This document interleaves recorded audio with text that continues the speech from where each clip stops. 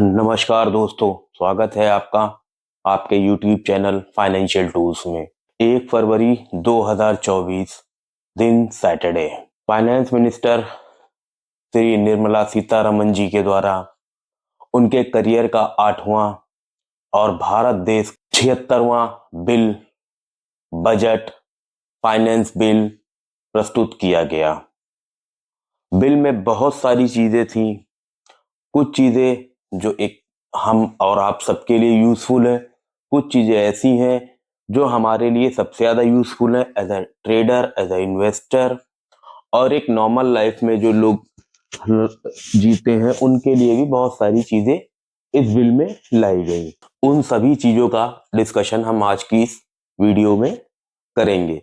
हालांकि हम और आप सब अच्छे से जानते हैं कि सैटरडे के दिन स्टॉक मार्केट बेसिकली क्लोज रहता है, लेकिन हुआ ये कि जब 1 फरवरी को बिल प्रेजेंट होना था, उस दिन था सैटरडे, तो उसके चलते सेबी ने ये किया कि उन्होंने ये सैटरडे के दिन स्टॉक मार्केट को ओपन कर दिया as a normal trading day या नॉर्मल इन्वेस्टिंग डे की तरह।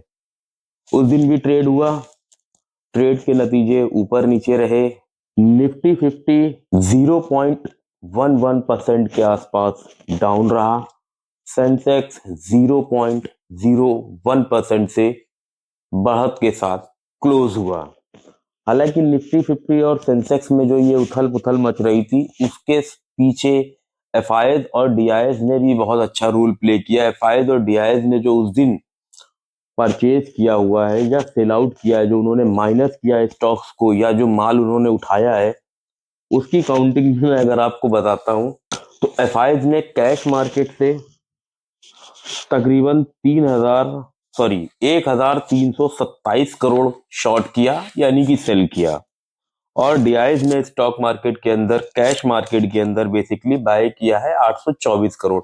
ये 1 फरवरी का डेटा है हमारा। 1 फरवरी को एफआईज और डीआईएस ने इस तरह से पोजीशन बनाई। लेकिन सबसे बड़ा जो रोल उन्होंने प्ले किया एफआईज ने, वो किया इंडेक्स में।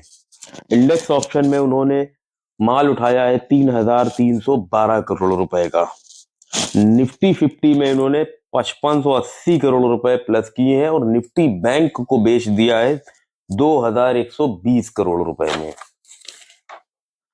ये मतलब 1 तारीख का डेटा है एफआईज और डीआईएस का, जो 1 तारीख को इन्होंने एज इन्वेस्टमेंट किया या मार्केट के अंदर पैसा लगाया है।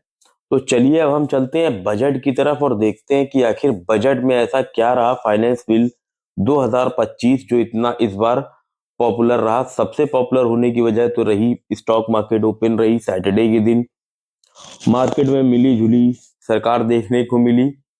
एफआईज और डीआईएस ने एक अच्छा रोल प्ले किया। निफ्टी टूटा, सेंसेक्स प्लस पे बंद हुआ, लेकिन बहुत ज्यादा नहीं। लेकिन अब बजट में क्या है वो हम आपको बताते हैं।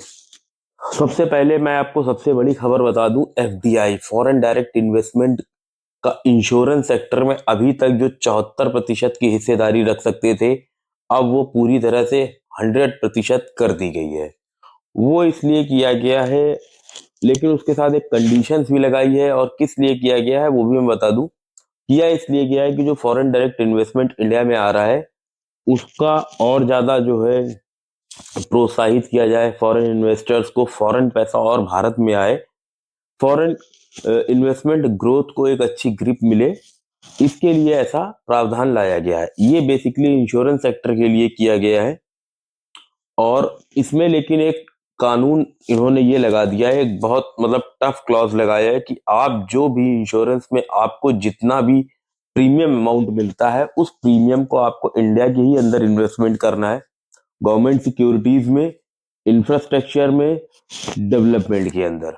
मतलब अगर आप इस पैसे को आप बाहर नहीं ले जा सकते। फॉरेन पैसा इंडिया में आएगा जरूर, लेकिन इंडिया का पैसा बाहर नहीं जाएगा।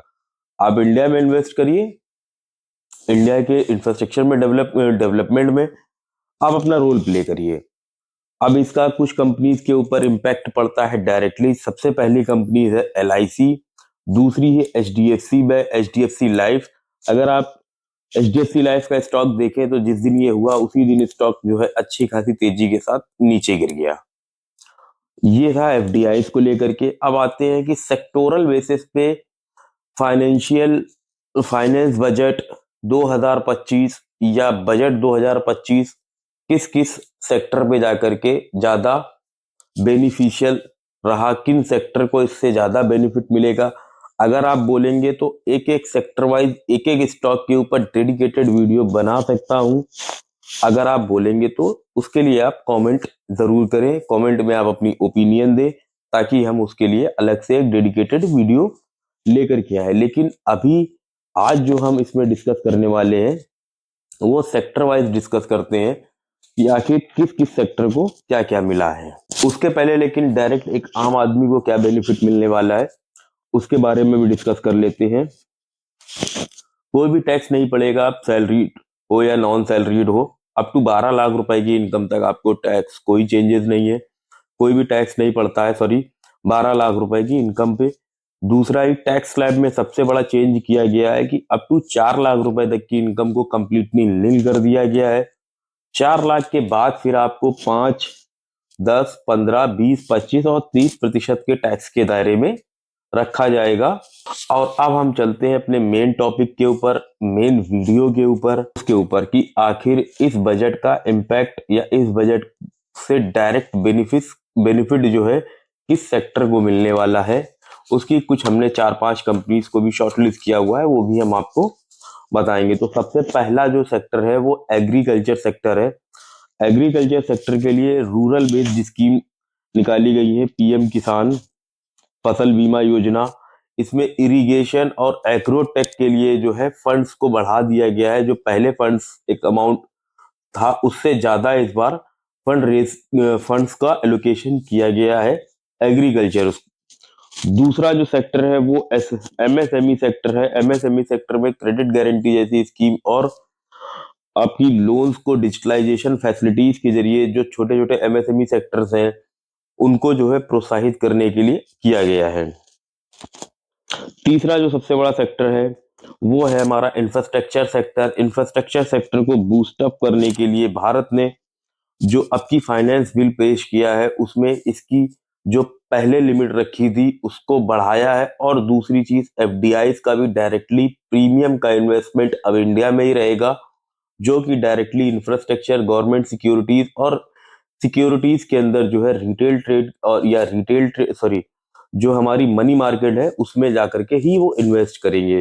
तो जो पहला एफडीआई का बेसिकली जो रूल है कि वो गवर्नमेंट सिक्योरिटीज और इंडिया के इंफ्रास्ट्रक्चर रूल्स और ट्रांसपोर्टेशन सर्विसेज में ज्यादातर इन्वेस्टमेंट करते हैं, या लॉजिस्टिक सप्लाईज में उन लोगों का थोड़ा सा ज्यादा वो रोल रहता है। तो वो अपना पैसा कहीं ना कहीं अगर इन्वेस्ट करेंगे तो इंफ्रा में ही लेकर के आएंगे। तो इंफ्रास्ट्रक्चर को एक सेकेंडरी बूस्टअप ये भी मिल रहा है जो एफडीआई यहाँ पर इन्वेस्ट करेगा। फोर्थ हमारा है एक्सपोर्ट और इंपोर्ट सेक्टर।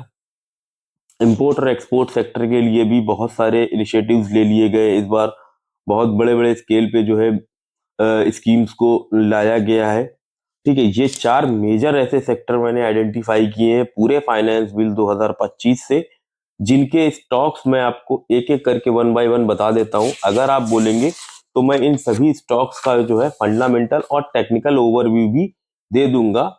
अगर आप बोलते हैं तो कमेंट कर दीजिएगा, अगली वीडियो में मैं इनके ऊपर एक डेडिकेटेड वीडियो इन पांचों स्टॉक्स के ऊपर भी ले आकर के दे दूंगा। और कंप्लीट एक डेडिकेटेड वीडियो इन इंफ्रास्ट्रक्चर के अंदर जितनी छोटी से छोटी और बड़ी से बड़ी कंपनीज का इन्वॉल्वमेंट है उन सब के ऊपर मैं एक डेडिकेटेड वीडियो ला सकता हूं। पर वो क्या था, आज के दिन थोड़ा सा समय कम था, इसलिए मैंने एक शॉर्ट वीडियो बनाना बेहतर समझा कि स्टॉक मार्केट से रिलेटेड आपका ये संडे का जो मेरा वीडियो आने वाला है वो थोड़ा सा शॉर्ट हो। बस आपको ये बताना था कि फाइनेंस बिल 2025 का इम्पैक्ट किन सेक्टर पे पड़ा है, वो ये सेक्टर्स थे। अब उसका स्टॉक कौन कौन से स्टॉक्स ऐसे हैं जिनके ऊपर इसका डायरेक्ट इम्पैक्ट पड़ने वाला है। सबसे पहला जो स्टॉक है वो है Larsen and Toubro. Larsen and Toubro infrastructure में सबसे बड़ा प्लेयर है। दूसरी कंपनी है यूपीएल लिमिटेड जो कि agro exports and crop solutions में डील करती है। थर्ड कंपनी बजाज फाइनेंस, जिसने बजाज फाइनेंस एमएसएमई सेक्टर को क्रेडिट गारंटी या क्रेडिट लोन या क्रेडिट स्कीम्स के लिए बहुत अच्छे अच्छे स्कीम्स और प्रोडक्ट्स हैं बजाज फाइनेंस के पास। उसके बाद है टाटा मोटर्स। टाटा मोटर्स में भी वो भी स्पेशली इलेक्ट्रिकल व्हीकल्स को पुशअप दिया गया है। टाटा व्हीकल इलेक्ट्रिकल व्हीकल्स को पुशअप दे रहा है और साथ के साथ एक अच्छा एक्सपोर्ट प्लेयर है। फिफ्थ कंपनी है हमारी केपीआर मिल, जो कि टेक्सटाइल एक्सपोर्ट्स में अच्छे खासे लेवल पे डील कर रहे हैं। ये वो 5 कंपनियां हैं जिनको डायरेक्ट बेनिफिट मिलने वाला है इस फाइनेंस बिल 2025 का। अगर आप बोलेंगे तो मैं इस पांचों कंपनीज की डेडिकेटेड फंडामेंटल और टेक्निकल एनालिसिस के ऊपर एक डेडिकेटेड वीडियो आप लोगों को ला करके दे सकता हूं। आज का वीडियो यहीं तक था। मेक श्योर करें चैनल को प्लीज सब्सक्राइब कर लीजिए। कमेंट में बताइए वीडियो कैसा लगा और लोगों तक इस वीडियो को शेयर कर दीजिए। Thank you so much.